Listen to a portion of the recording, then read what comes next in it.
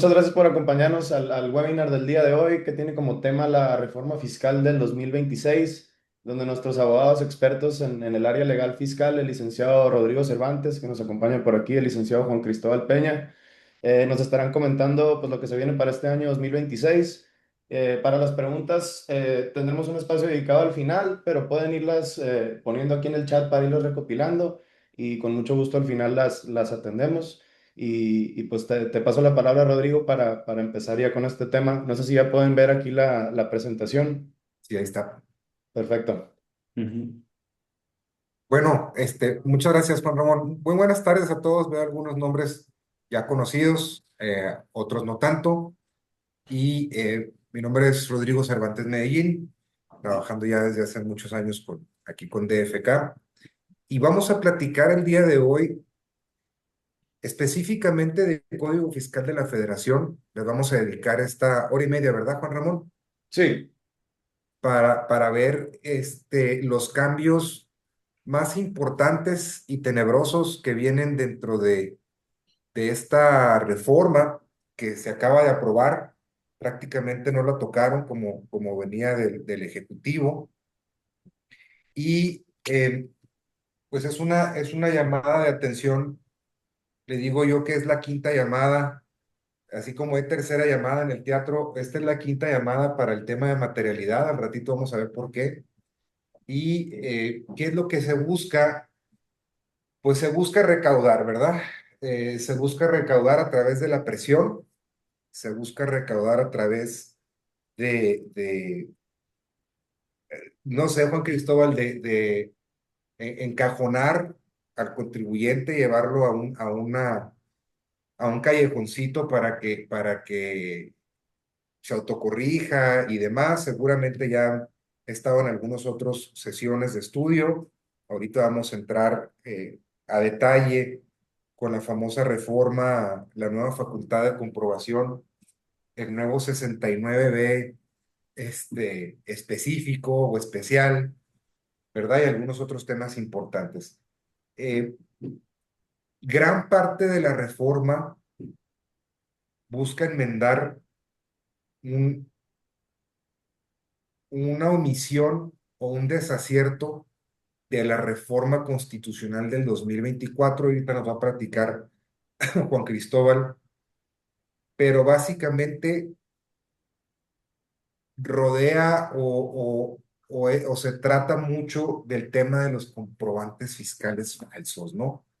Eh, Posteriormente platicaremos de otros temas muy importantes para la región eh, en la que ustedes están, y me refiero porque en México el 90%, 95% son empresas familiares. Vamos a ver una cuestión ahí escabrosa con el RFC, y posteriormente platicaremos de uno de los perjuicios más importantes en tema de defensa, que es el recurso de revocación y las garantías del interés fiscal. Entonces, de eso vamos a platicar en este tiempo que tenemos. Ahí déjenos sus preguntas en el chat y las atenderemos al final. Juan Cristóbal, te cedo la palabra para que nos platiques de esta reforma constitucional del año pasado y qué se pretende o qué se hizo con esta reforma. sí, sí, gracias, Rodrigo.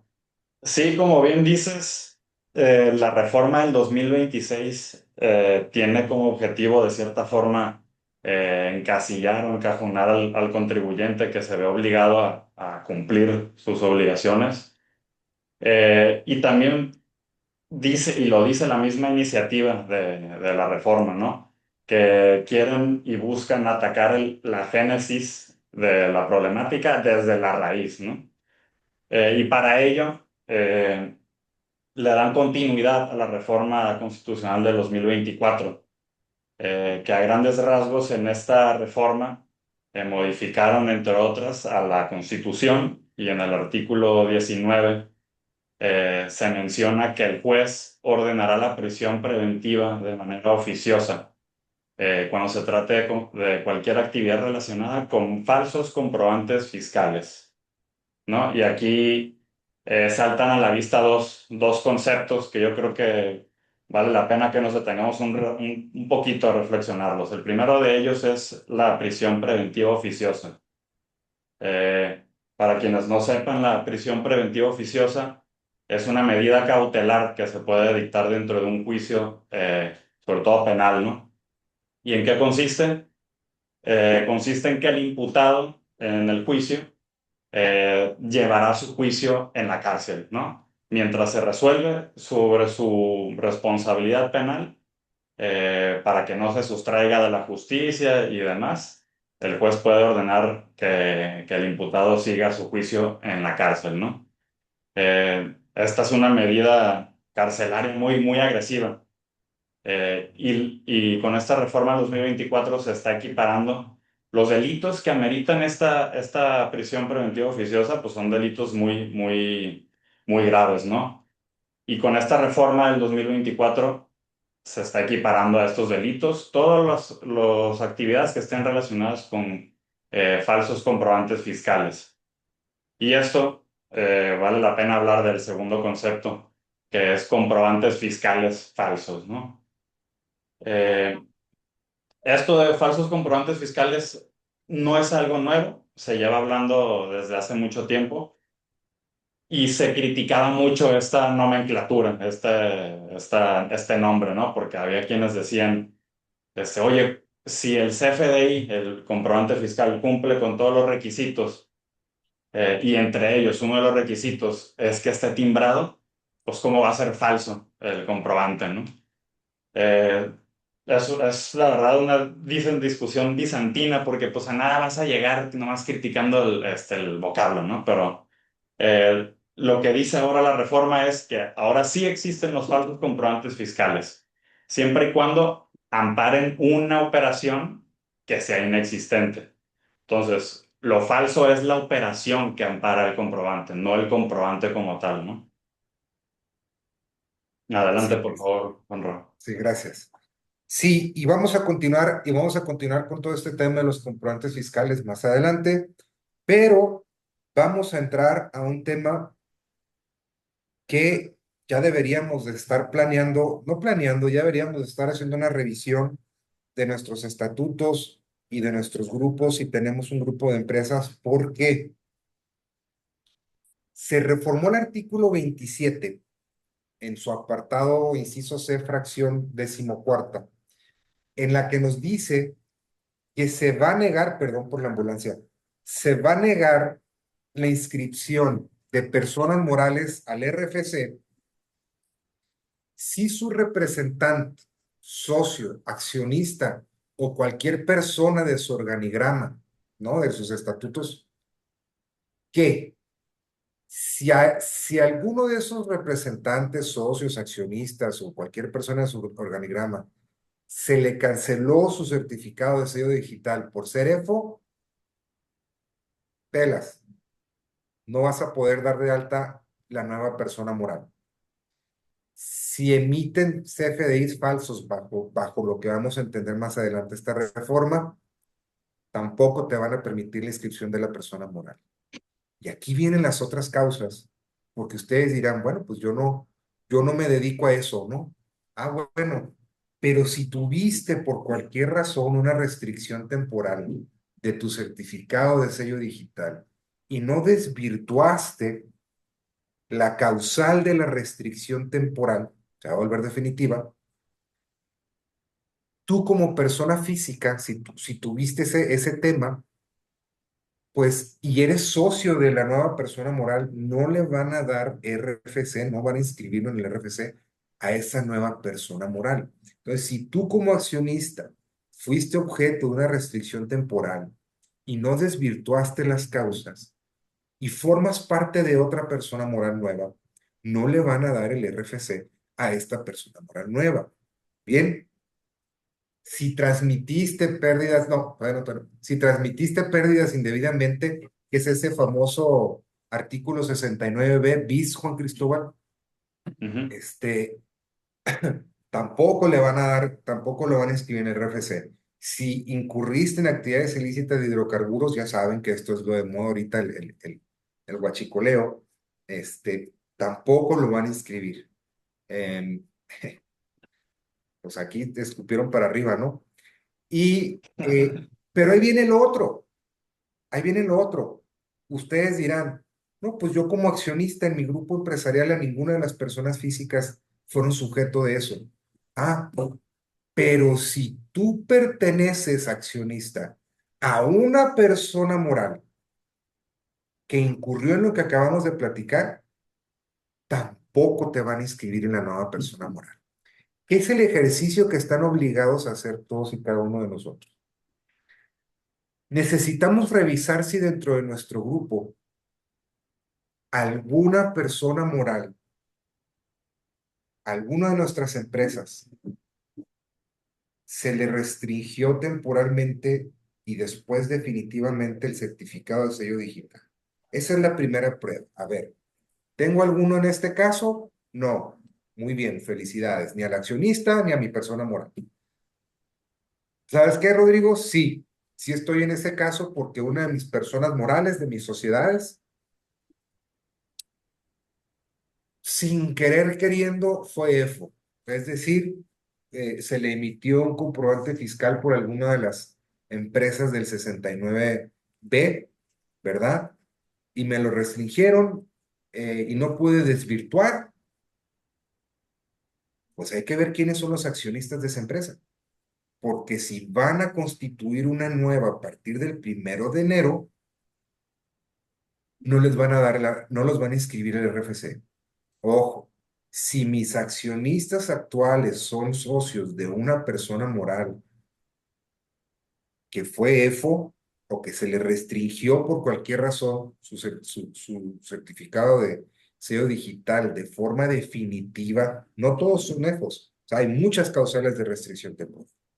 Si incurrimos en eso, aquella sociedad y mis socios son parte de otra, o uno con un socio, no los van a inscribir en el RFC.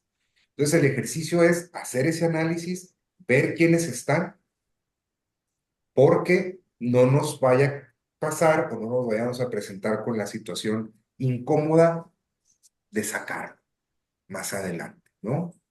Entonces, hay que sacarlos desde una vez o qué sé yo, ¿no?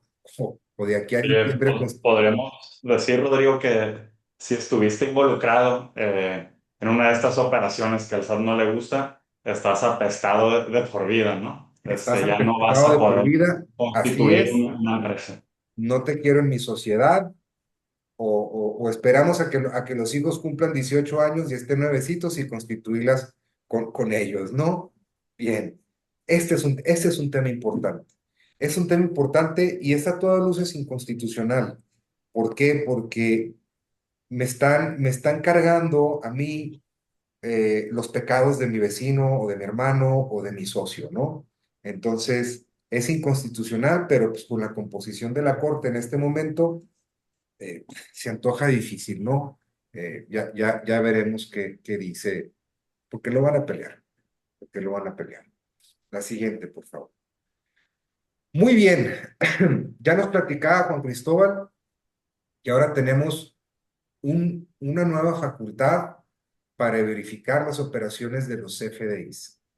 Y para eso, compañeros, se añadió un inciso G a la fracción quinta del artículo 42 en donde tenemos ahora una nueva facultad, otra nueva facultad a favor de la autoridad fiscal, específicamente, específicamente para revisar que no estoy emitiendo comprobantes fiscales falsos.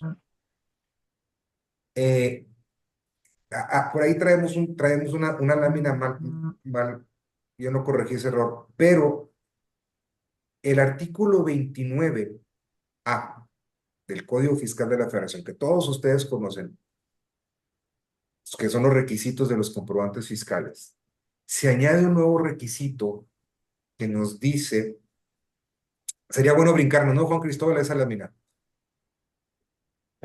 Sí, Sí, vamos, mucho más adelante está Juan Ramón.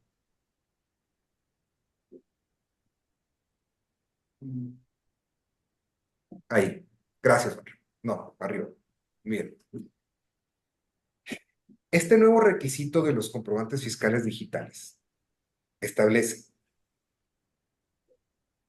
no, vamos más adelante, perdón, ese es el plazo más.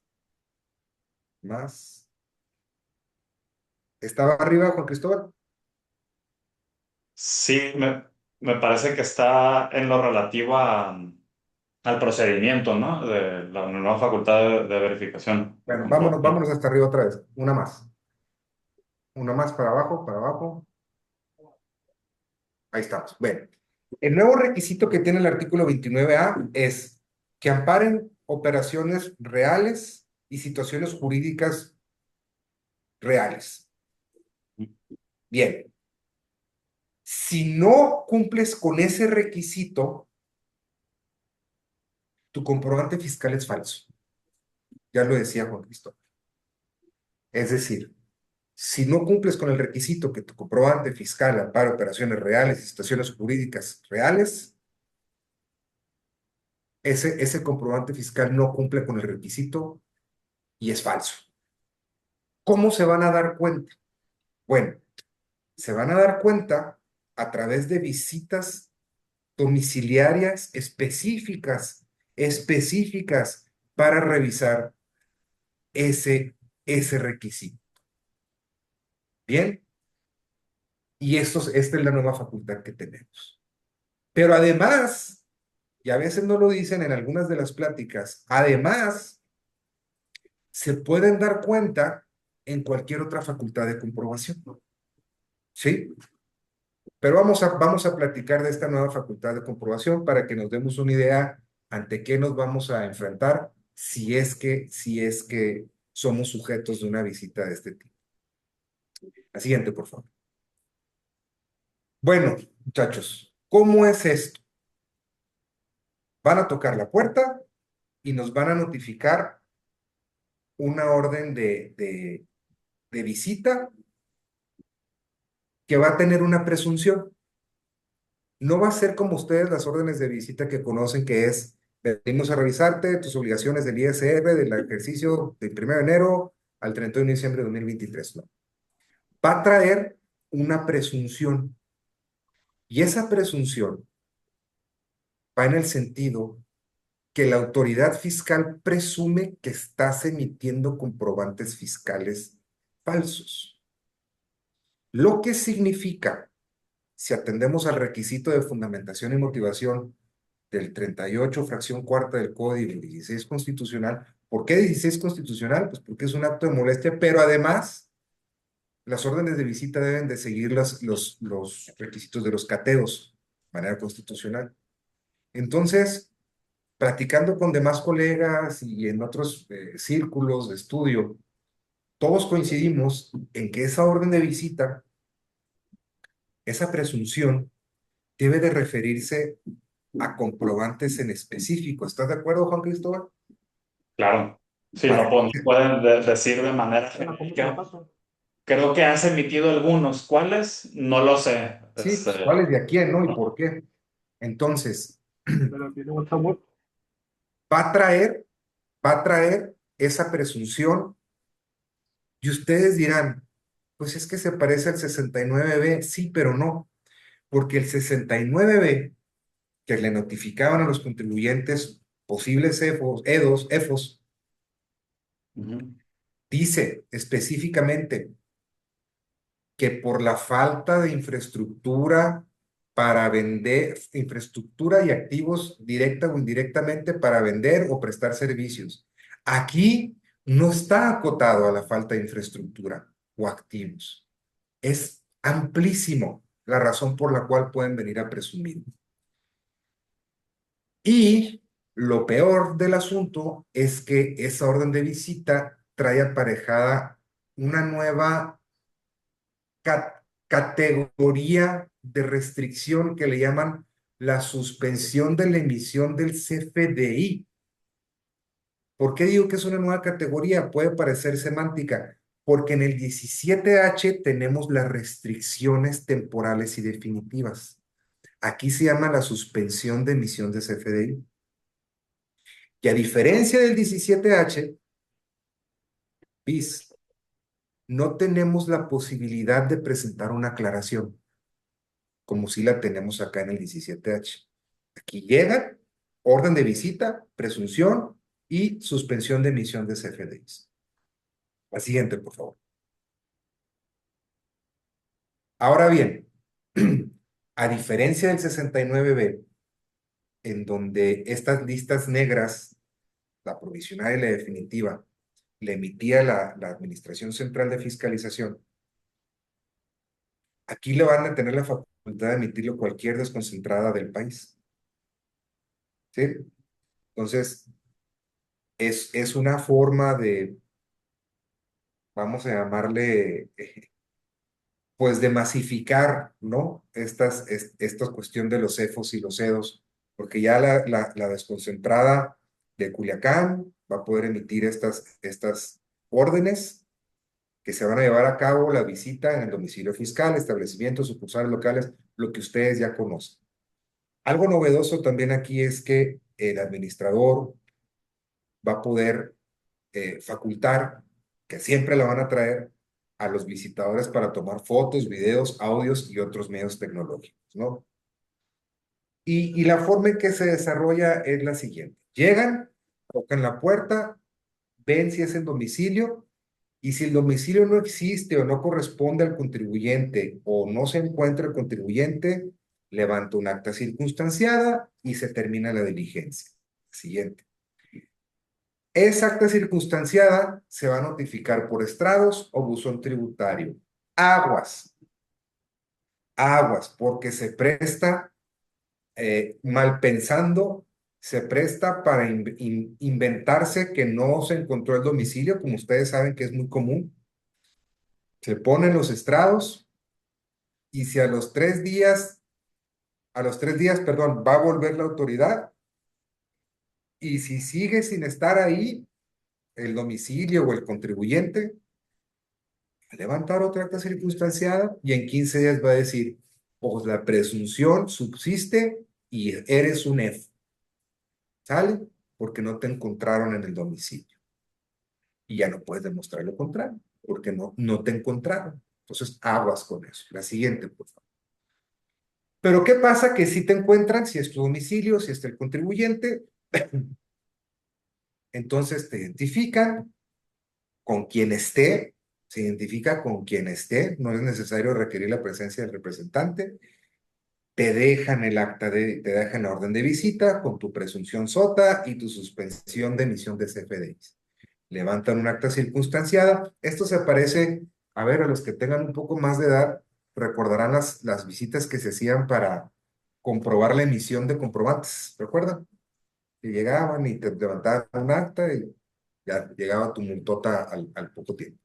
Entonces, se levanta la diligencia y ahora sí, la siguiente, te dan un plazo. Primero que nada, bueno, en esa misma diligencia, quien se encuentre, vas a poder ofrecer medios de prueba en ese momento, ¿no? Y manifestar lo que tu derecho convenga. O bien, si no tienes ahí los medios de prueba, te dan un plazo enorme de 5 días hábiles, sin posibilidad de prórroga, para comprobar que esos comprobantes que te están diciendo que amparan operaciones inexistentes, sí existieron las operaciones. 5 días. 5 días. Solamente. Improrrogables. Bien, muy bien. Pasa el plazo de 5 días. ¿Presentaste o no presentaste pruebas? La autoridad tiene 15 días hábiles para emitir y notificar la resolución. Si el contribuyente, si tú lograste desvirtuar, pudiste demostrar que las operaciones eran existentes, pues te levantan la suspensión de las emisiones de CFDI, se queda sin efectos tu suspensión y felicidades. Pero si no desvirtuaste a juicio de la autoridad,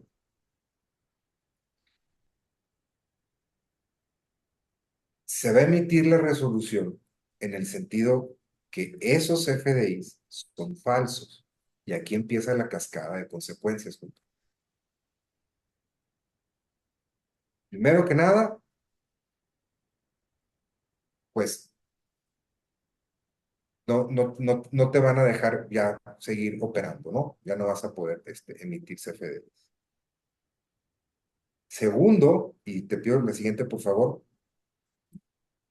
sí, lo que va a pasar es que te van a notificar, déjanos hacer una pausa, para esto, todo esto está previsto para que dure 24 días hábiles desde el inicio hasta el final, ¿no? Que son por ahí como un mes y medio. ¿Qué va a pasar? ¿Qué va a pasar con los clientes de estas empresas? A diferencia del 69B, no tenemos como receptor de esos FDIs posibilidad de demostrar que sí recibí los bienes o sí recibí los servicios. La siguiente, por favor. Cuando el contribuyente visitado no desvirtuó la presunción de falsedad, se le va a notificar la resolución y se van a publicar en el Diario Oficial de la Federación y en el portal del SAT, así como las listas negras, estos contribuyentes. Y los que recibimos CFDIs de esos contribuyentes, tenemos 30 días para autocorregirlos. Fíjense, no para demostrar que sí recibí servicios o bienes, sino para autocorregirlos, lo cual, a juicio de nosotros con Cristóbal, pues es inconstitucional, ¿no? Van a venir, no una lluvia de amparos, porque no es una norma que perjudique por su entrada en vigor, como sí lo es el 27, sino que van a venir una ola de amparos cuando nuestros proveedores sean visitados y salgan en estas listas, salgan en estas publicaciones. ¿Por qué? Porque no me estás dando la posibilidad de demostrar, de defenderme. Es a todas luces violatoria del 14 y el 17. ¿Cómo ves, Cristóbal? Oye, Rodrigo, los plazos, el plazo que tiene el contribuyente para desvirtuar en esta auditoría súper sumaria, son plazos súper reducidos. Tú ves, por ejemplo, aquí lo tenemos en la lámina, ¿cuánto tiene la autoridad para hacer la publicación? 45 días. Oye, ¿y cuánto tiene la autoridad para emitir la resolución determinante? 15 días. ¿No? Pero ¿cuánto tiene el contribuyente para desvirtuar esta presunción? 5 días. 5 días. Sí. Entonces, casi ya tienes que tener toda tu documentación armada por si te llegan, porque en Ese 5 días no su- ese es el sentir del legislador. Pues es que si son reales ya lo tienes, sí. ¿no?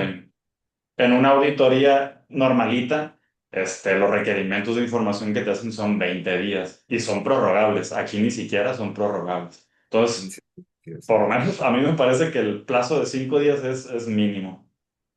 Pues ¿No? es que la intención es clara, ¿no? La intención es Claro. clara y créanme que si llegan a encontrarse en un caso de estos, necesitan pelearse, necesitan defenderse de forma constitucional, porque no hay otro medio de defensa, ¿sí? Contra la resolución que le emitan a mi proveedor, yo no me puedo defender. Contra la publicación en el diario oficial o en el portal, yo no me puedo defender. Entonces, nos dice la ley de amparo que el juicio de amparo indirecto es procedente cuando no tienes un medio de defensa ordinario, ¿no? Como es el caso que no tienes un medio de defensa ordinario. Así que ojo para aquellos compañeros que estén aquí, pues todos, ¿no? Despachos o que estén en empresa, vamos a tener que estar revisando estas publicaciones, por si vota por ahí alguno de nuestros proveedores, inmediatamente háblenle al abogado y defiéndanse. ¿Por qué? Porque sí, sí, no, una para arriba, por favor. Fíjense, si yo soy un contribuyente que recibí esos FDIs y no me corrijo, me van a restringir mi certificado de sello digital. ¿Opera la aclaración del 17H bis? No opera, no opera. Ese es el consenso con Cristóbal del gremio, que no opera presentar aclaración, porque ustedes pueden estar pensando, pues si me lo restringen, me voy al 17H bis. No, este es otro tipo de restricción, ¿sí? Entonces no va a operar la aclaración en la que yo diga, pues aquí demuestro, ¿no? No, no va a operar. Nomás tenemos la posibilidad del juicio de amparo indirecto. Y una de las consecuencias más fúnebres de esto, más cardíacas, es que si yo estoy involucrado como EFO de esta facultad, si me dicen no desvirtuaste, o como el receptor, se puede proceder penalmente en contra de los involucrados, porque es una operación con comprobantes fiscales falsos. Y, como ya dijo Juan Cristóbal, de acuerdo al 19 constitucional, es prisión preventiva oficiosa, no obstante que la anterior corte ya había decretado que la prisión preventiva oficiosa era inconstitucional y que nuestra Corte Interamericana de Derechos Humanos también nos está viendo en este momento porque se delegó a rango constitucional y eso también, la oficiosa es violatoria de derechos humanos. La oficiosa. Se puede dictar prisión preventiva, pero a juicio del juez, no me la hagas obligatoria, no la hagas oficiosa. Bien, la siguiente, por favor. Es lo que les decía, quinta llamada, ¿no? Ya desde el 2014 traíamos esto de los 69 Bs y las materialidades y demás, con con mayor razón, demostrar materialidad de las operaciones.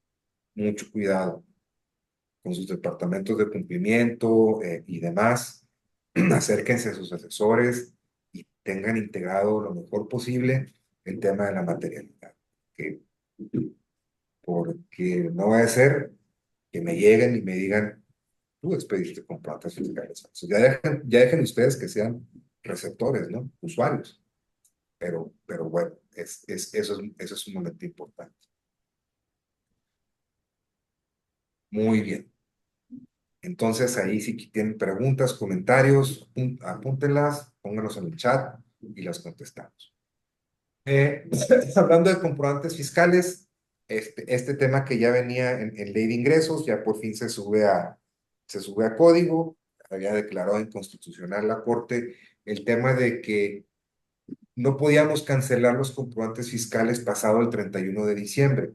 Ahora lo que se reforma para bien es que tenemos hasta la presentación de la declaración anual, ¿sí? Para, cancelar los comprobantes. Es positivo, desde luego es positivo, porque antes nomás lo tenían en ley de ingresos, ya lo suben a código, pero aún así no es suficiente, porque hay operaciones que me pueden cancelar después del 31 de marzo. Estamos en ese caso, pues habrá que pelearnos, ¿no? Porque, en mi opinión, sigue o subsiste la inconstitucionalidad al limitármelo al 31 de marzo, ¿no? O 30 de abril en el caso de personas físicas. La siguiente, por favor. Cuando menos, Rodrigo, yo creo que si van a incluir una limitación para cancelar CFDIs, pues yo creo que cuando menos debería ser 5 años, ¿no? Al igual que los 5 años que tiene la autoridad eh, para revisar al contribuyente.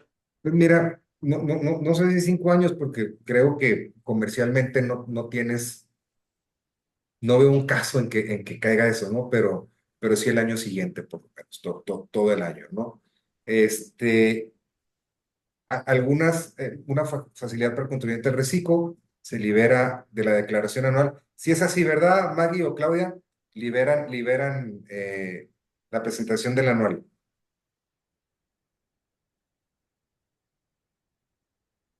Bueno. Ahorita nos contesta. La siguiente, pues.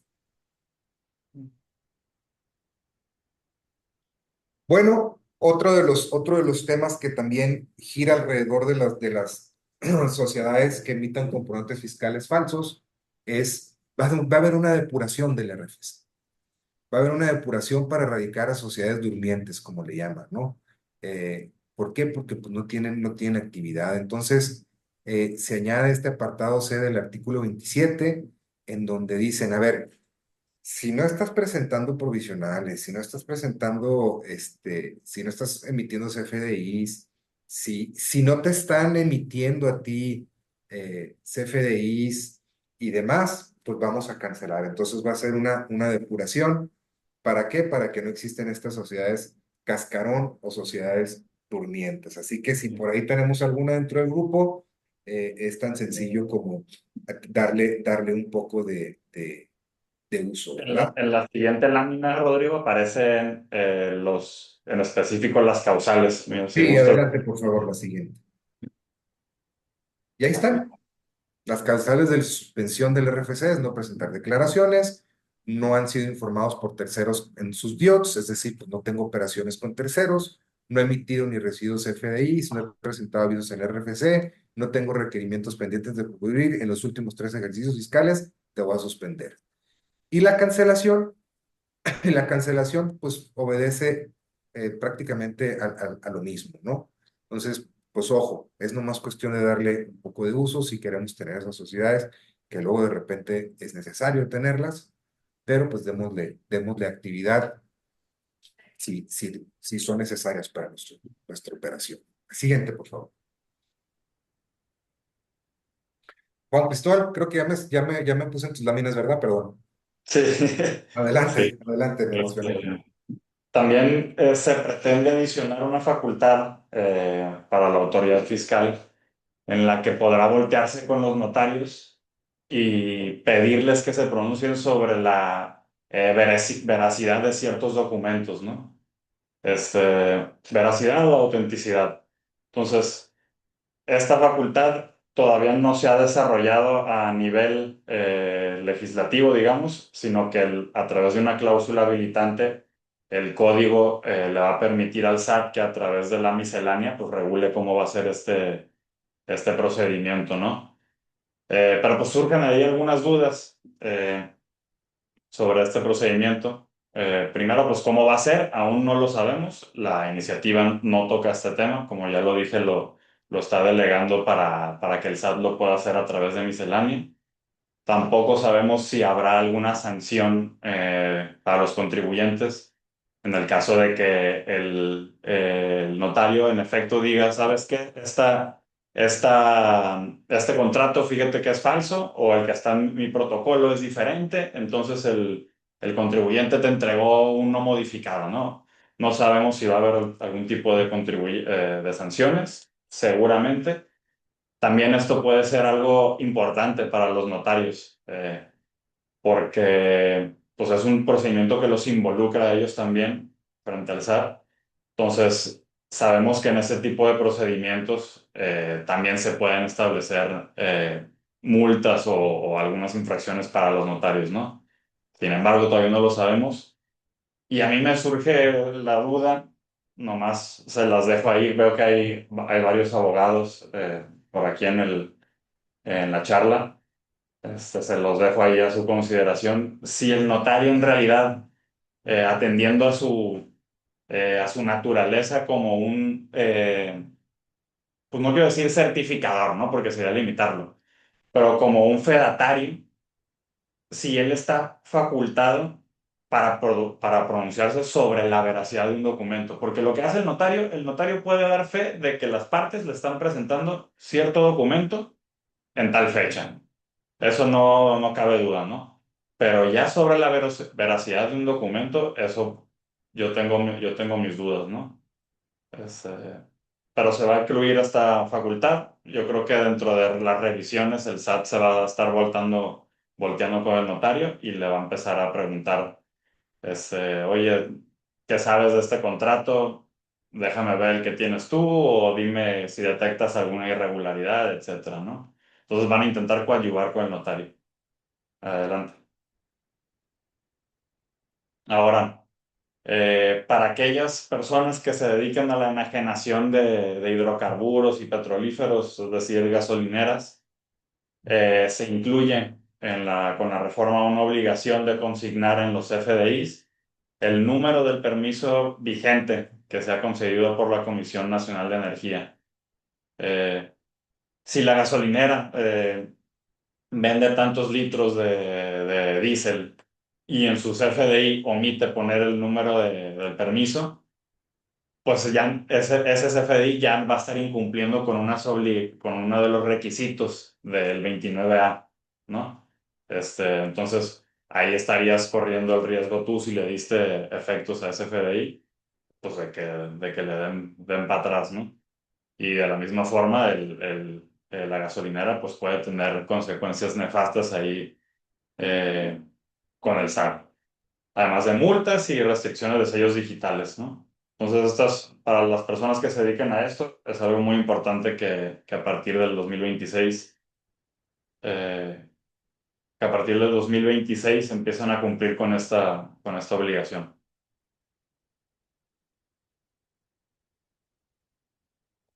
Luego, este punto es, yo creo que muy sensible, Rodrigo, y bien interesante para ver cómo lo va a empezar a implementar la autoridad, ¿no? Pero con la reforma se prevé también una nueva facultad que se adiciona al artículo 30B del Código Fiscal, en la cual va a poder tener acceso en línea y en tiempo real a los registros de las plataformas digitales.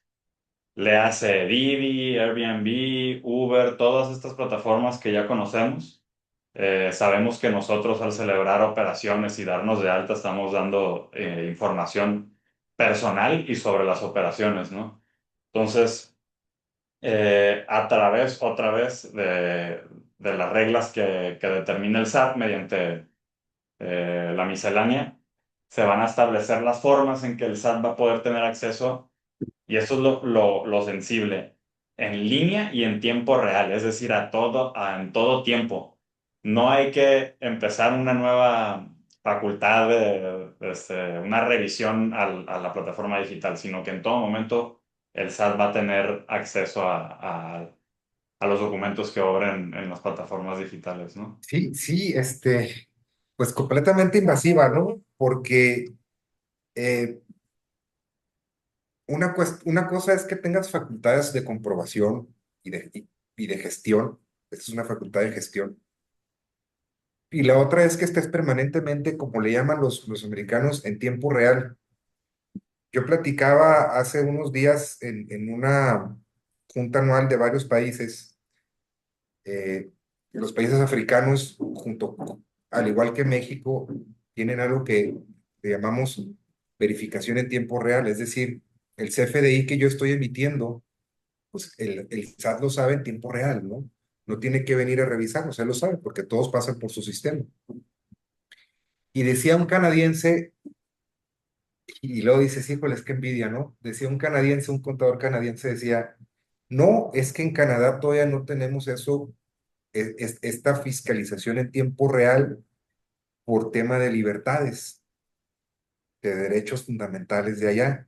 Y yo me quedé, bueno, ya nosotros ni siquiera nos cuestionamos, ¿no? Eso de que la factura pase por el sistema del SAT. Sí. Y yo tengo este caso de una consola popular para los que son de mi edad, se acordarán de los 80 pues ellos tienen plataformas aquí en México también y pues ya están evaluando qué se va a hacer. Luego no les gusta mucho pelearse a ese tipo de cuestiones, pues porque están muy visibles, ¿no? Pero yo creo que, o sea, aparte de que causa asombro, pues es sintomático, ¿no? Es sintomático de esta reforma y caray, dice ahí que es para efectos de las obligaciones fiscales de las plataformas, pero pues ya se van a enterar que me echo la serie de Friends una vez al año, ¿no? Entonces, pues ahí está. Adelante. Sí. Y si, ¿qué pasa si la plataforma digital incumple? Se establece una facultad que en realidad ya existe y está en la ley del IVA, pero es ante ciertos incumplimientos que contempla la ley del IVA. Pero si la plataforma digital no concede en línea no concede al SAT este acceso a su información en tiempo real y en línea y a todas horas, el SAT fácilmente va a poder bajarle el switch, digamos, Bajarle el switch, a la plataforma digital, ¿no? Esa bajarle sería el la switch. consecuencia. Sí, sí, sí, terrible. Adelante.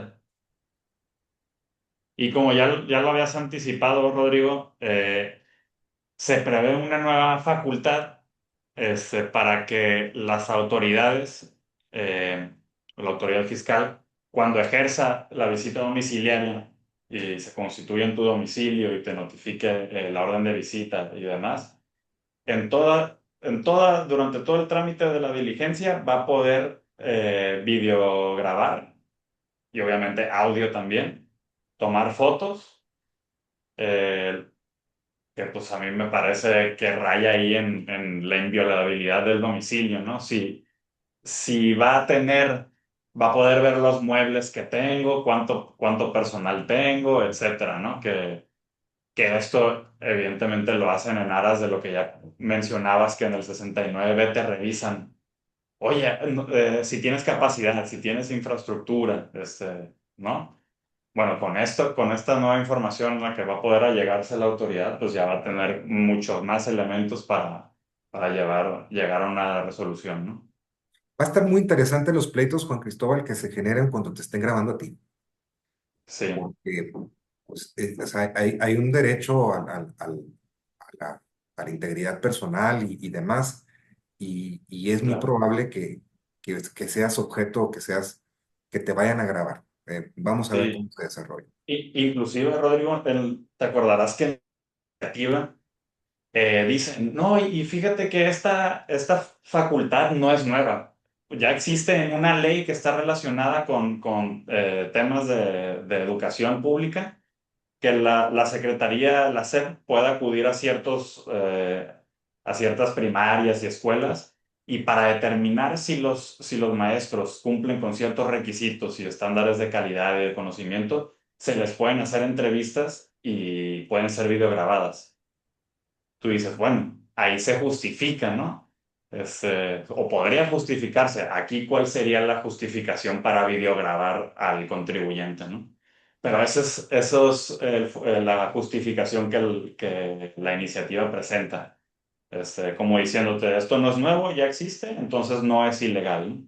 Sí, pero nada más que los maestros son empleados de la SEP, tratándose de escuelas públicas, ¿no? Y Claro, tendrán sus propias reglas, pero pues eso es claro, grueso, ¿no? sí. Adelante. Eh, aquí, voy a intentar sintetizar todo esto. Pero recordemos muy brevemente que una visita, una auditoría, empieza siempre con una orden de visita, ¿no? Y en esta orden de visita te van a decir, fíjate que te voy a revisar por tal contribución ISR y de tal ejercicio, ¿no? Para que tú ya sepas de antemano exactamente qué es lo que va a revisar la autoridad. Y la forma tradicional en que se desarrolla es que te hace, a lo largo de la visita, te va haciendo requerimientos de información, eh, pero llega un punto donde la autoridad emite la ley no le llama así, la ley no le llama de ninguna forma, pero le hemos llamado acta intermedia, en la que anteriormente a la reforma, 10 días antes de la emisión del oficio de observaciones, te decía la autoridad, oye, fíjate que yo ya detecté esto y te lo dice de forma muy genérica. Yo creo que tú estás incumpliendo con esto, ¿no? ¿Por qué no te acercas? Ven a mis oficinas y hablamos para que me expliques y demás. A esta acta donde te invitaban como contribuyente a acudir a las oficinas de la autoridad, se le llamaba acta intermedia. Y como decía, anterior a la reforma se hacía 10 días antes de la emisión del oficio de observaciones. el oficio de observaciones es un documento que no es la resolución determinante, no es la liquidación o el crédito fiscal, pero te decía de forma más pormenorizada la autoridad qué es lo que estaba observando y por qué consideraba de forma muy genérica que estabas incumpliendo tus obligaciones Y la fiscales, ¿no? famosa cita, ¿no? La famosa cita de venta para decirte que traes mal. Sí, esa es la acta intermedia que era 10 días antes del oficio de observaciones. ¿Y cuál fue el cambio Este, con Cristóbal? el cambio es que ahora te notifican el oficio de observaciones y tú siempre has tenido 20 días para manifestar lo que tu derecho convenga, ¿no? Pero ahora el acta intermedia que era antes del oficio, ahora va a estar dentro de esos 20 días que tú tienes para contestar el oficio de observaciones, ¿no? Entonces, de cierta forma, te están achicando los plazos. Y luego, algo que se viene que es muy interesante, que si le puedes dar a la próxima lámina, por favor, Juanra. Cuando te notifican en la orden de visita, te van a pedir que en el siguiente desahogo del requerimiento de información que te hagan, presentes esa información, que es nombre del presidente del consejo, nombre del administrador único, domicilio fiscal, dirección de correo electrónico, teléfonos, es decir, des la información de tu representante legal, del consejo de administración, y demás, ¿no? ¿Qué pasa si no cumples en el primer desahogo de requerimiento con esta información? Vas a perder el derecho de acudir a las oficinas de la autoridad, ¿no? De acudir y acercarte a la autoridad, hablar con ella, explicarle. Si no desahogas de esta forma el primer requerimiento de información, no vas a poder acudir a las Pero oficinas. esto hace nugatorio o deja sin sentido. Si ya me dijiste en el oficio de observaciones o en la última acta parcial mis, mis malportadencias, mis Ujú. incumplimientos supuestos, ¿ya para qué quiero ir a la autoridad, no? Sí. Miren, voy a hacerles un comentario estrictamente jurídico. Esto, esto es violatorio del artículo primero constitucional. ¿Por qué? El artículo primero constitucional contiene un principio que se llama de progresividad de los derechos humanos. Y esta visita que podíamos hacer o que nos citan ante la autoridad para ver por dónde viene, ya era un derecho ganado para el contribuyente, vamos a llamarle así, era algo bueno cuando esto se legisló por allá en tiempos de Calderón o Peña Nieto. Y esto es algo regresivo. Esto es algo regresivo. Y tú te acordarás que tanto el primero constitucional como en la Convención Interamericana de Derechos Humanos, pues debe de ser progresivo los derechos, ¿no? Aquí perdemos una oportunidad para, inclusive para autocorregirnos Claro. previo. Sí. Pero no, el contribuyente es el enemigo público número uno. Sí. Siguiente, por favor. Y luego se viene algo también que es súper interesante, Rodrigo, que son las famosas integraciones especiales, ¿no? ¿Qué es esto? Si nos podemos ir adelantar a la próxima, Juanra, y ahorita nos regresamos. Perdonen por tanto, por tanto texto, pero esta es una jurisprudencia que emitió la Sala Superior del Tribunal Federal de Justicia Administrativa. Ok. Y Llegan. Para el de Conventions, porque no han encontrado el de. alguien tiene el, Alejandro tiene el el micrófono micrófono abierto. abierto, si lo pueden cerrar, por favor. ¿Para qué cosa? Esta es una ¿Para qué cosa jurisprudencia te que digo? emitió la Perdón, Sala me distraigo. Superior del, Alejandro, ya, gracias. ya quedó, del Tribunal Federal de Justicia Administrativa. Y te decía, oye, no leamos todo, a ver, no lo vamos a leer todo, pero básicamente te dice, la autoridad no puede hacer requerimientos de contabilidad a forma de integraciones especiales. ¿Y qué son las integraciones especiales? Bueno, sabemos que la autoridad puede requerir tu contabilidad, que comprende tus contratos, tus papeles de trabajo, tus FDIs, tu nómina, todo, ¿no? Pero no puede decirte necesariamente cómo la tienes que llevar para que se la entregues dentro de una auditoría. Es decir, un ejemplo, si la autoridad te está revisando unos intereses que tomaste en deducción, no te va a decir, oye, entrégame un papel de trabajo, pero lo quiero así. Quiero que me los calcules así y que contemples una columnita aquí y le pongas esto. Eso ya sería una integración especial. Es decir, que la autoridad te pida que le haga su chamba, básicamente. Porque esa chamba de revisar la contabilidad es de la autoridad. No debe de trasladar esa carga al contribuyente para que le facilites las cosas y te empiece a decir cómo quiere la contabilidad. Porque Esto es alguien, a ver, Sebastián, ¿a qué te suena esto, Sebastián? Si están acostumbrados ustedes a pedir devoluciones de IVA, ¿qué es lo que nos piden siempre, no? Preséntame tus FDIs con esto, con esto, con esto, una analítica, tlas, tlas, tlas. Entonces, aquellos que están gracias, Sebastián, saludos, que están en devoluciones constantes, sobre todo estamos hablando con la gente del Valle del Fuerte, saben que estas integraciones especiales son del día a día, ¿no? En solicitudes de devolución. Perdón, Juan Cristóbal, estabas diciendo. sí, sí, no, gracias por la apunte. Sí, ya había dicho el Tribunal Federal de Justicia Administrativa que la autoridad, por supuesto, que está facultada para requerirte tu contabilidad, ¿no? Tus contratos y, este, tus declaraciones, etcétera, tus facturas. Pero lo que no puede es requerírtela a capricho suyo, que la quiera de cierta forma y con ciertos requisitos. Eso es lo que no puede hacer. Y si nos vamos a la lámina de atrás, Juanra, por favor. Pues ya vemos que con la reforma del artículo 48, segundo párrafo, pues básicamente, si nosotros lo leemos, se está legalizando, digamos, el requerimiento de contabilidad a manera de integraciones especiales. Sobre todo en esta parte que está subrayada, que dice en el orden y con la metodología y características que permitan relacionar las operaciones.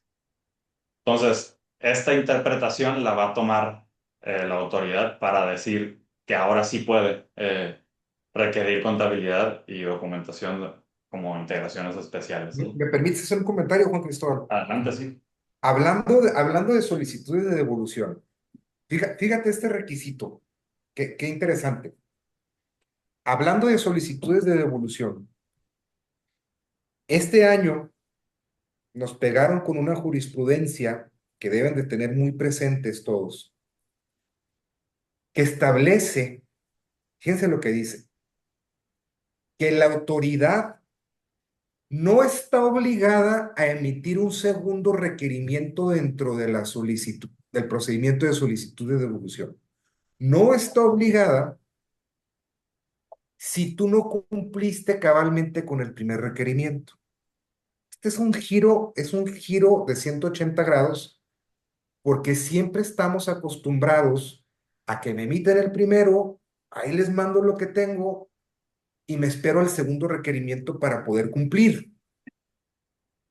Ahora, lo que nos dice la jurisprudencia es, si no cumpliste bien con el primer requerimiento, la autoridad no está obligada a emitirte el segundo. ¿Qué tiene que ver con las integraciones especiales? Pues lo que ya platicábamos. ¿Cómo me piden a mí la integración de los saldos a favor, de tus pagos, de tus estados de cuenta bancario y demás? Entonces, pues ojo, ¿no? Ojo con lo que ya venía pasando, como bien dice Cristóbal, legalizan, agarran la jurisprudencia y dicen, ah, pues ahí te va, ahora sí estás obligado. Y hay que tener mucho cuidado porque lo vamos a empezar a ver, créanme, en temas de solicitudes de devolución, que son lo que menos les gusta a la autoridad. Se viene un dolor de cabeza para los contadores con esto, digo. Sí. Este, podemos darle a la La siguiente, por favor, Juanra. Por ejemplo, ¿qué aspectos perjudiciales va a tener esta legalización de integraciones especiales? Como ya lo había anticipado, un traslado de carga de trabajo al contribuyente. Carga de trabajo que le corresponde a la autoridad, no al contribuyente. Insisto, el contribuyente está obligado a llevar su contabilidad, sí es cierto, pero mientras se desprenda de su contabilidad las operaciones que realiza, con eso está cumpliendo, ¿no? Ahora, si la autoridad quiere que, que tengas tu contabilidad de cierta forma para que cuando te revisen sea mucho más fácil, pues antes ya no se, antes no se podía, ahora sí se va a poder, ¿no? Te arriesgas también a que te impongan multas, que sabemos que no llevar contabilidad o no llevar de forma correcta la contabilidad conlleva multas. Una presunción de ingresos también, perder deducciones y en términos generales una inseguridad jurídica, Rodrigo, de no saber si esa desconcentrada, tú no vas a saber cómo va a querer la contabilidad la desconcentrada, ¿no? Entonces, no va a haber un criterio general, una forma generalizada de saber y anticipar cómo va a querer la contabilidad la autoridad, ¿no? Entonces te vas a arriesgar y vas a estar sometido al capricho o a contentillo de la autoridad prácticamente. Como decimos cada año, ¿no? A ver cómo viene la miscelánea. Sí. Pues, eh, otro cambio que se viene, muy, muy importante. Sabemos que después de sufrir todo el calvario de la revisión, la resolución determinante o bien crédito fiscal, es el documento en el cual el SAT ya te dice monto líquido de tu deuda y los motivos y fundamentos legales por los cuales considera que debes, ¿no? Esa es la resolución determinante del crédito fiscal. Y sabemos que ante este crédito fiscal tenemos medios de defensa. ¿Cuáles son? Tradicionalmente el recurso de revocación o demanda de nulidad.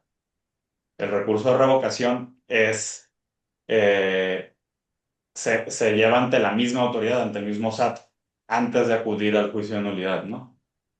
Y tú podrás decir, oye, si te va a resolver el mismo SAT que te está diciendo que debes, ¿por qué acudirías al recurso de revocación, no? Digamos, va a ser juez y parte el SAT. Bueno, pues el recurso de revocación tenía dos bondades muy atractivas para el contribuyente, para acudir a ellas. La primera de ellas es que no tenías que garantizar el interés fiscal. ¿Qué me refiero con esto? Si el SAT decía que debes, por inventar una cifra, 1 millón de pesos de ISR del 2023, tú podías acceder al recurso de revocación y sin la necesidad de garantizar ese monto. Si tú escogías irte al juicio de nulidad y no acudir al recurso de revocación, tenías que garantizarlo, ¿no? A través de una póliza o a través de los medios que contempla la ley para eso. Pero el interés fiscal debía estar garantizado. Y el otro, o la otra bondad que tenía acudir al recurso de revocación es que puedes aportar más pruebas, ¿no? Todo lo que hayas aportado en la auditoría es una instancia más para aportar pruebas que tal vez no tenías o que no habías armado o lo que sea. Pues el recurso de revocación es una buena forma de aportar pruebas. ¿Por qué? Porque si tú acudes al juicio de nulidad, te saltas el recurso de revocación y te vas al juicio de nulidad, aquí ya no puedes aportar mayores pruebas que no hayan sido aportadas previamente, ¿no? ¿Y qué es lo que pasa? Muchas veces nos topábamos con que existía un contribuyente que nunca le notificaron el crédito fiscal, pero se entera que tiene uno. Entonces acudía al recurso de revocación y decía, oye, tengo un crédito fiscal que nunca me fue notificado, ¿no? Pues ahora se va a restringir la posibilidad de desconocer el acto administrativo en recurso de revocación. Y no solo eso, vienen otras consecuencias, que si me puedes ayudar con la próxima lámina, Juanra, por favor. Por ejemplo, lo que hablábamos ahorita del interés fiscal, que decía, el recurso de revocación antes no te exigía garantizar el crédito fiscal. Bueno, pues ahora sí estarás obligado, si quieres pelearte con el SAT, estarás obligado sí o sí a garantizar el interés fiscal. Y esta reforma es del Código Fiscal, pero sabemos también a través de la reforma a la ley de amparo que ahora también si acudes al amparo, también estás obligado a garantizarlo, ¿no? Entonces, todos los medios de defensa con los que contaba el contribuyente, léase recurso de revocación, juicio de nulidad o amparo, para todos te están pidiendo garantizar el interés fiscal, ¿no? Nos peleamos, pero por lo pronto, mientras decido si, o alguien decide si tiene la razón el contribuyente, tú garantízame el pago. Así ¿Cómo es. se va a hacer esto? Sí, Rodrigo. Perdón, sí, continúa porque quiero hacer un comentario de esto de la capacidad económica. Sí, se va a se va a garantizar el interés fiscal a través de un nuevo método que es mediante billete de depósito, hasta por el importe máximo de su capacidad económica. Curiosamente, nomás apunto que este billete de depósito se debe de hacer precisamente no con cualquier banco, sino con el Banco del Bienestar, ¿no? Entonces, ¿qué te está diciendo esta reforma? Si te quieres pelear el crédito fiscal que te impuse, adelante. Bienvenido, puedes pelearte, pero por lo pronto garantízamelo y en el Banco del Bienestar, ¿no? Entonces vemos cómo los tintes recaudatorios que tiene esta reforma muy agresivos. Adelante, Rodrigo. Sí, miren, ¿qué va a pasar si tengo un crédito fiscal y me voy a pelear? Bueno, todavía tenemos el juicio de resolución exclusiva de fondo, que ese todavía me dispensa de la garantía, ¿va? Entonces, si tenemos un crédito fiscal, vamos a tener que empezar a tomar más en serio ese juicio de resolución exclusiva de fondo. Ahora bien, me quiero ir al recurso porque quiero aportar más pruebas. Es cuando se desconoce, cuando no puedo aportar pruebas, pero si yo lo conozco y demás, quiero aportar más pruebas todavía en recurso. Bueno, voy a tener que garantizar el crédito fiscal, ya lo dijo muy bien Juan Cristóbal, primero con billete de depósito, es decir, dejando la lana. Si no me alcanzó, lo puedo suplementar con una póliza, con embargo en vía administrativa, qué sé yo. Pero aquí tenemos que tomar en cuenta este concepto jurídico indeterminado de la capacidad económica, porque dice, solo si demuestra que no tengo capacidad económica para tramitar el billete por la totalidad del crédito, puedes combinarlo. ¿Qué es esto de capacidad económica? Futura, presente, solamente es presente, ¿verdad? Tomemos en cuenta lo siguiente. Este concepto de capacidad económica no solamente es una foto de cómo está mi balanza al día de hoy o mis obligaciones, sino que por lo menos, y ahí no lo dice, pero así hay que razonarlo. Oye, si yo voy a durar 24 meses en este pleito, pues tengo que ponderar mis sueldos, mis proveedores, mis obligaciones de ese tiempo, Juan Cristóbal. O sea, no debe de ser una foto de cuánto tienes ahorita, cuánto debes ahorita. Oye, mi capacidad económica es esta y se merma si yo te tengo que hacer billete de depósito. Entonces, mucho cuidado. Acuérdense de este comentario, de esta charla, que esto de la capacidad económica es ponderable, ¿sí? Es ponderable. Si a mí me estás obligando a garantizar, ¿por qué es, Juan Cristóbal? 12 meses, ¿no? O 18 meses, no recuerdo cuánto dice. Sí. Pues así te voy a ponderar mi capacidad económica, ¿verdad? Y ya pues, tendremos que ver con el SAT, con el tribunal, pues es que siempre es el SAT, ¿no? Porque es ante el SAT. Le Ujú. vayas o no a pleito, a juicio. El estira y afloje de que te estoy garantizando de acuerdo a mi capacidad económica. Ojo, mucho ojo con esto. Mm. Sí.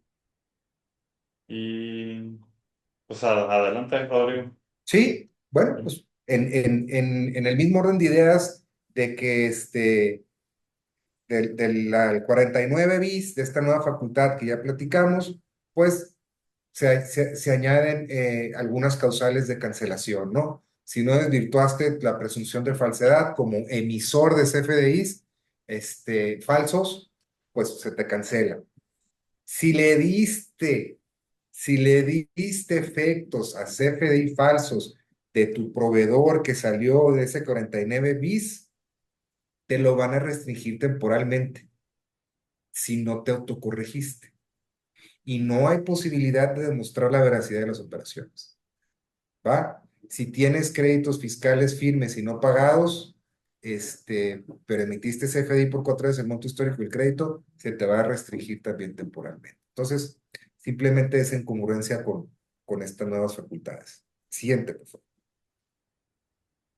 Rápidamente, les comentaba yo que una de las consecuencias más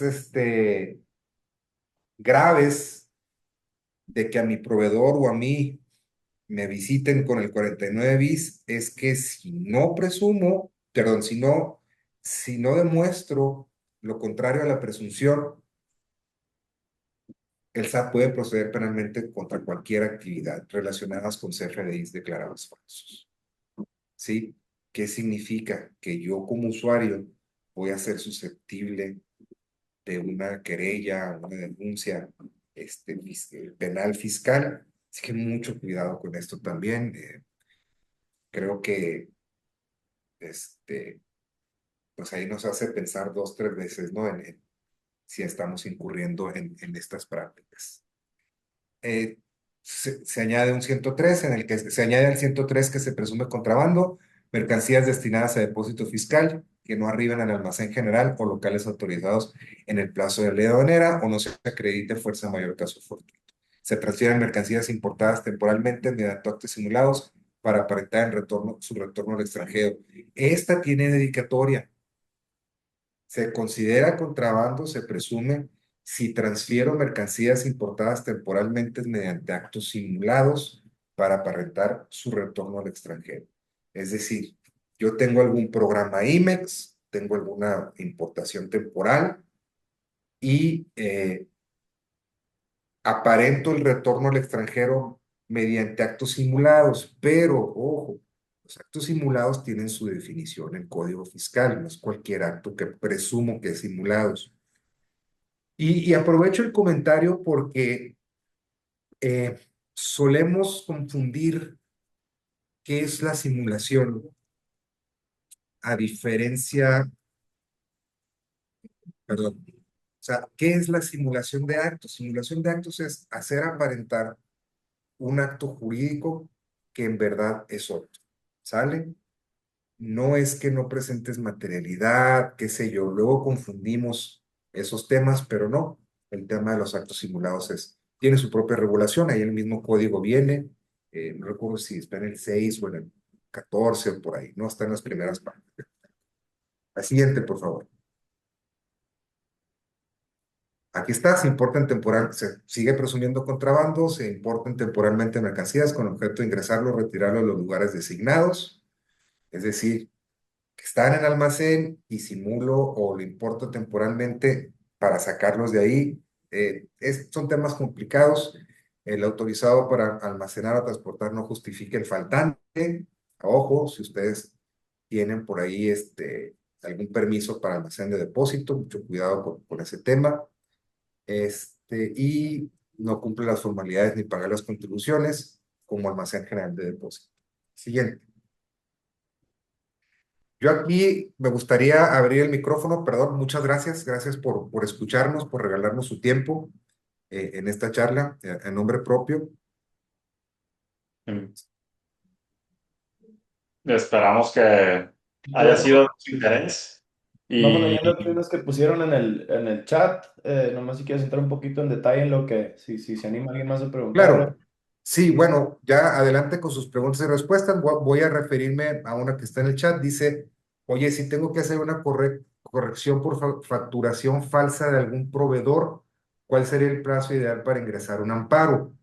Eh, es 15 días hábiles, no 5. 15 días hábiles a partir de la publicación en el Diario Oficial de la Federación, sería, ¿va? O si me entero antes, nomás hay que demostrar que existe el acto, que no va a ser nada difícil.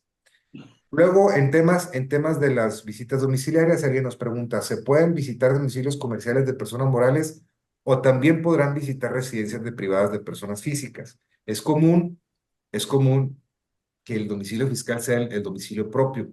Se recomienda, pero a veces no hay de otra. Entonces, si ahí tienes tu domicilio fiscal, sí, sí te pueden revisar.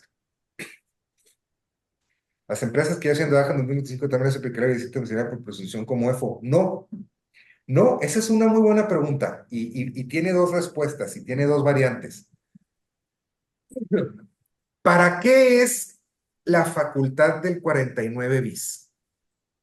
El artículo 42 en el infracción quinta, inciso G, nos dice, para verificar la obligación contenida en el artículo 29A.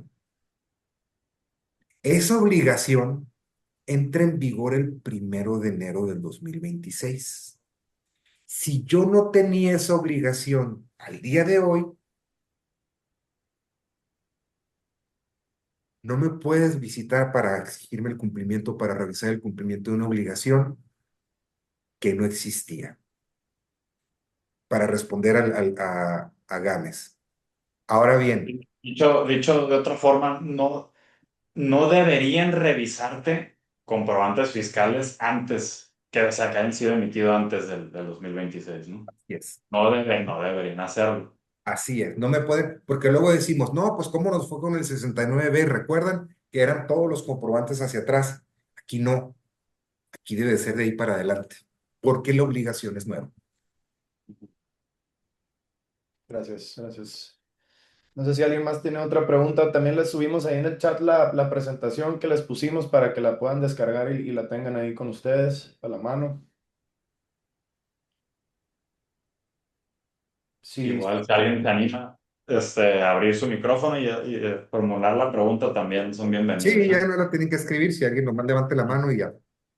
Hola, buenas tardes, Rodrigo. Habla Claudia Ahumada. ¿Qué onda, Claudia? Hola, ¿Me Claudia. escuchan? Sí, Sí, sí. Hola, hola. sí, sí te escuchamos, Claudia, adelante. ¿Sí me alcanzan a escuchar, sí, sí, Juan sí, sí, te Ramón? escuchamos. Adelante. Ok. Bueno, antes que nada, felicitarlos. Excelente, como siempre, su presentación y aquí pues todos aprendiendo un poco de ustedes. Pero yo quería preguntarles, el concepto de operaciones inexistentes, pues ya ves que dices que está regulado y todo, ¿no? Pero no quedaría muy abierto el concepto y los contribuyentes correrían el riesgo de que cualquier concepto lo consideraran como tal. Claro que sí. Sí, sí está muy ambiguo. Recientemente estuvimos ahí dando una charla en la Comisión Fiscal del Ilustre Colegio de Abogados y todos coincidíamos en que, pues, ¿qué es esto, no? De inexistente. ¿Qué tengo que atender? ¿La materialidad? Porque es su hija de inexistente. Pues como que sí. Ese es el único concepto, Claudia, que tenemos en este momento, pues, de existencia, ¿no? Para ello, nos apoyamos de las jurisprudencias y tesis de reciente emisión de los últimos 3 años que nos hablan de esta existencia, ¿no? Eh, Tesis y jurisprudencias que tienen que ver mucho con la estricta indispensabilidad. Ya lo hemos platicado en su colegio de contadores del norte de Sinaloa, ampliamente el tema de materialidad de la existencia y gira alrededor de la materialidad, ¿no? De la realidad que podamos demostrar. Pero sí, está abierto. Sí, digamos, la existencia de las operaciones está muy vinculada, si no es que es lo mismo, con la materialidad de las operaciones. Y el problema es que no existe un parámetro objetivo para saber cómo hay que probar la materialidad y cuándo ya es suficiente. Hemos visto que la autoridad, para la autoridad nunca es suficiente. Le podrás exhibir un caudal probatorio enorme, enorme, y nunca va a ser suficiente. Entonces todavía seguimos en este limbo donde no sabemos exactamente cómo se prueba ni cuándo es suficiente o cuándo ya quedó probado, ¿no? Hay que echar mucha mano de los argumentos y como siempre le decimos a los clientes, contar con la documentación de todas tus operaciones, por más esquizofrénico y paranoico que llegue a sonar, es muy importante. Nunca está de más tener documentación de más, ¿no? Muchísimas gracias. Claro. Gracias. Bueno, pues si no hay una pregunta más, pues agradecerles a todos su participación con nosotros en este webinar y pues si tienen alguna otra duda o comentario que quieran profundizar, pues ahí tienen nuestros contactos, nos pueden echar un grito y pues con todo gusto los atendemos, ya saben, quedamos a sus órdenes y muchas gracias, que tengan bonito día. Gracias, Juanra, por tu coordinación. Gracias a Gracias, ustedes, Juanra. Rodrigo, Juan Cristóbal, Claudia, todos los que participan. Gracias. Buena tarde a todos. Gracias a todos. Adiós.